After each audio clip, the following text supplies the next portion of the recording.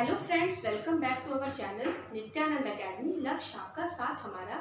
मैं डॉक्टर प्रगति श्रीवास्तव और आज का हमारा टॉपिक है डिस्कवरी ऑफ न्यूट्रॉन्स।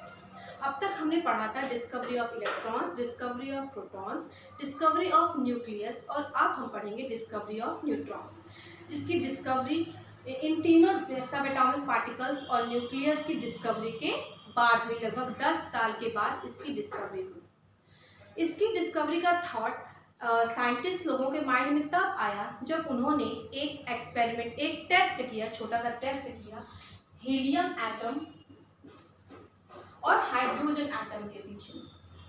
इन्होंने एक कंपैरिजन किया, कंपैरिजन ऑफ मास।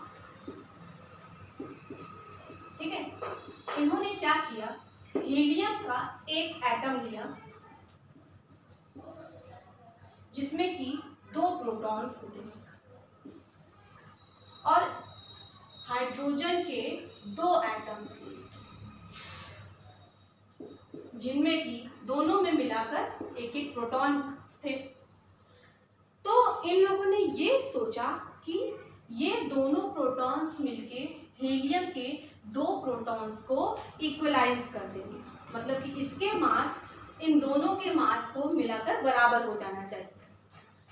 जब उन्होंने टेस्ट किया, जो रिजल्ट आया, तो क्या हुआ कि इसका मास इन दोनों के मास के मिल जाने के बाद भी बराबर नहीं था, बराबर नहीं आया। ठीक है, तब साइंटिस्ट लोगों ने सोचा कि ऐसा क्यों हुआ। जब एटम का पूरा मास, उस समय के ऑब्जर्वेशन के हिसाब से एटम का पूरा मास जो होता है उसमें प्रेजेंट प्रोटॉन्स पर डिपेंड करता है। उसमें न्यूक्लियस के अंदर जो प्रोटॉन है, न्यूक्लियस के अंदर सारा मास एटम का इकट्ठा रहता है। तो क्यों नहीं इसका मास जो है इसके बराबर हुआ। दो हाइड्रोजन के प्रोटॉन्स मिलकर हीलियम के 2 प्रोटॉन्स को क्यों नहीं इक्वलाइज कर। तब इन लोगों ने 2 हाइड्रोजन के एटम्स और ऐड किए, 2 हाइड्रोजन के एटम्स और ऐड किए। जब इन्होंने देखा कि अब जो है ये चारों हाइड्रोजन के एटम्स का मास जोड़ के इसके मास को बराबर कर दे रहा था, अब इसका मास इक्वलाइज हो रहा था।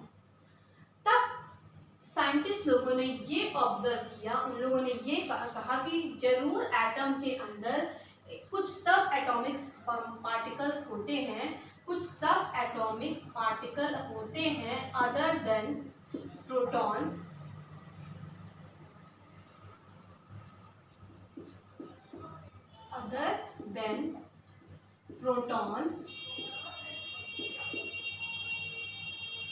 जिनका मास जो होता है वो प्रोटॉन के मास के कंपैरेटिवली इक्वल होता है।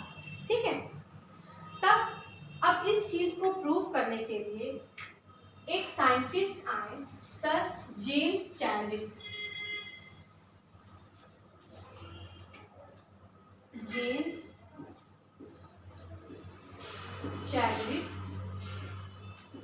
जेम्स चैडविक नाम के एक साइंटिस्ट आए। इन्होंने 1932 में न्यूट्रॉन की डिस्कवरी की। न्यूट्रॉन की डिस्कवरी करने के लिए इन्होंने एक एक्सपेरिमेंट किया। ठीक है, क्या एक्सपेरिमेंट किया वो हम लोग समझेंगे।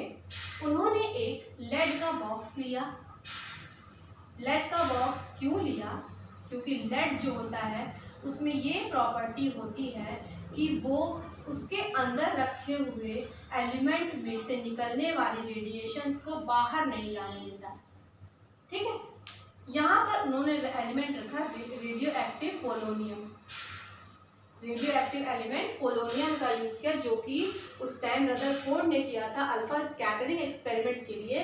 सेम वही एलिमेंट इन्होंने यहाँ पर रखा। अब यहाँ पर रखा तो यहाँ से अल्फा रेज निकलने लगी, अल्फा रेडिएशंस निकलना स्टार्ट हो गई।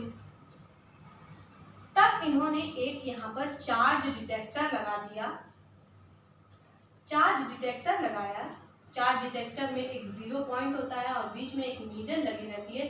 जो इलेक्ट्रिशियंस होते हैं उनके पास आप देखेंगे कि ये चार्ज डिटेक्टर वो लिए रहते हैं अपने साथ।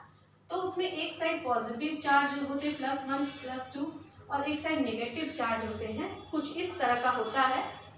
तो जब चार्ज डिटेक्टर उन्होंने लगाया तब जब अल्फा पार्टिकल्स निकल रहे थे, अल्फा रेडिएशन निकल रही थी, तो ये नीडल इस साइड मूव कर दी। तब उसने शो किया कि ये जो यहाँ पर पॉजिटिव चार्ज है, पॉजिटिव रेज निकल रही है, पॉजिटिव पार्टिकल्स हैं। अब यहाँ पर उन्होंने एक बेरिलियम का एलिमेंट लिया, बेरिलियम का एक स्टिक टाइप का, एक फॉयल टाइप का उन्होंने यहाँ पर लगाया, बेरिलियम का एलिमेंट, और इसके ऊपर इन्होंने अल्फा पार्टिकल की बम्बार्डमेंट की। जब ये अल्फा पार्टिकल इस बेरिलियम के ऊपर टकराए तो क्या हुआ, यहाँ से एक और रेज निकलना स्टार्ट हो गई। ठीक है, एक और रेज निकलना स्टार्ट हो गई, और जब इस रेज को चार्ज डिटेक्टर पर इसको डिटेक्ट किया गया तब क्या देखा कि ये जो रेज थी वो किसी साइड भी मूव नहीं की, वो जीरो पर ही थी। इसका मतलब कि ये तो न्यूट्रल है, इसमें तो कोई चार्ज नहीं है, ना ये पॉजिटिव के साइड मूव कर रहा है चार्ज डिटेक्टर, ना ये नेगेटिव के साइड। इसका मतलब जो भी यहाँ पर रेज निकल रही थी वो न्यूट्रल रेज निकल रही थी, न्यूट्रल रेडिएशन ही वो निकलने लगी। इन न्यूट्रल रेडिएशन से न्यूट्रल पार्टिकल जो निकल रहे थे उनको नाम दिया जेम्स चैडविक ने न्यूट्रॉन्स, उनको नाम दिया सर जेम्स चैडविक ने 1932 में न्यूट्रॉन्स। ठीक है, अब उन्होंने एक जब ये अल्फा पार्टिकल जो थी जब इस बेरिलियम एटम पर टकराता है, बेरिलियम के एलिमेंट पर, तो यहाँ पर एक केमिकल रिएक्शन हुई। क्या केमिकल रिएक्शन हुई वो हम जानेंगे।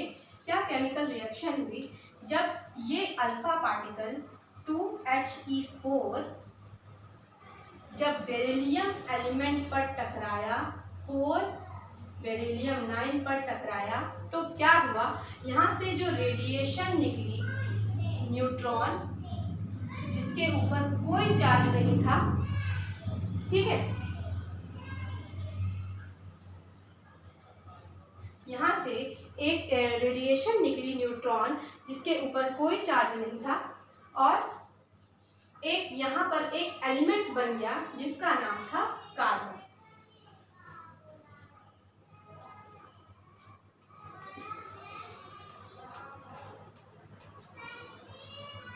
ठीक है, तब इस एक्सपेरिमेंट के दौरान उन्हें एक कार्बन का एलिमेंट मिला और न्यूट्रॉन की रेडिएशन निकली। ठीक है, तब इस एक्सपेरिमेंट के बाद उन्होंने ये प्रूव कर दिया कि एटम के अंदर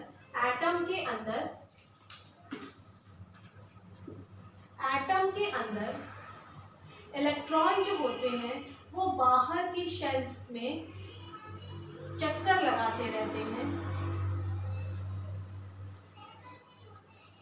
बाहर की शेल्स में चक्कर लगाते रहते हैं, और जो न्यूक्लियस होता है उसके अंदर प्रोटॉन्स और न्यूट्रॉन्स रहते हैं, दोनों साथ में, पॉजिटिवली चार्ज प्रोटॉन और न्यूट्रॉन रहता है, जो कि जिसके ऊपर उस एटम का पूरा मास जो रहता है वो केंद्रित रहता है, कॉन्सेंट्रेटेड रहता है। इस एटम का पूरा मास इस न्यूक्लियस पे रहता है, और न्यूक्लियस के अंदर होता है प्रोटॉन और न्यूट्रॉन। ठीक है, तो आज हमने क्या पढ़ा, डिस्कवरी ऑफ न्यूट्रॉन्स। ठीक है, डिस्कवरी ऑफ न्यूट्रॉन्स पढ़ा।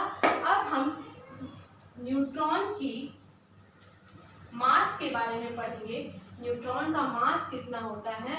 मास ऑफ न्यूट्रॉन जो होता है, मास ऑफ न्यूट्रॉन होता है 1.675 इंटू 10⁻⁻24 ग्राम। ये होता है मास ऑफ न्यूट्रॉन। और चार्ज ऑफ न्यूट्रॉन कितना होता है, चार्ज ऑफ न्यूट्रॉन होता है 0। न्यूट्रॉन के ऊपर कोई चार्ज नहीं होता, क्योंकि हम जानते हैं कि न्यूट्रॉन जो होता है उदासीन होता है। तो अब E/m की वैल्यू क्या होगी, E/m की वैल्यू न्यूट्रॉन के केस में भी हमें मिलती है 0। ठीक है। E/m की वैल्यू न्यूट्रॉन की भी होती है 0। ठीक, तो हमने ये समझा कि एटम के अंदर जो एटम के सेंटर में न्यूक्लियस होता है, न्यूक्लियस का सारा मास डिपेंड करता है न्यूक्लियस के अंदर प्रोटॉन और न्यूक्लियस के अंदर प्रेजेंट न्यूट्रॉन्स के ऊपर प्रेजेंट होता है। न्यूट्रॉन का जो मास होता है वो प्रोटॉन के मास के कंपैरेटिवली बराबर होता है और उसका मास होता है 1.675 into 10 to the power minus 24 ग्राम। ठीक है, तो आज का हमारा ये लेक्चर यहाँ खत्म होता है और अब मैं लेकर के आपके लिए आऊँगी रदरफोर्ड का एटॉमिक मॉडल अपने नेक्स्ट लेक्चर में। Okay, thank you, keep watching our channel Nityanand Academy. लक्ष्य आपका साथ हमारा। Thank you.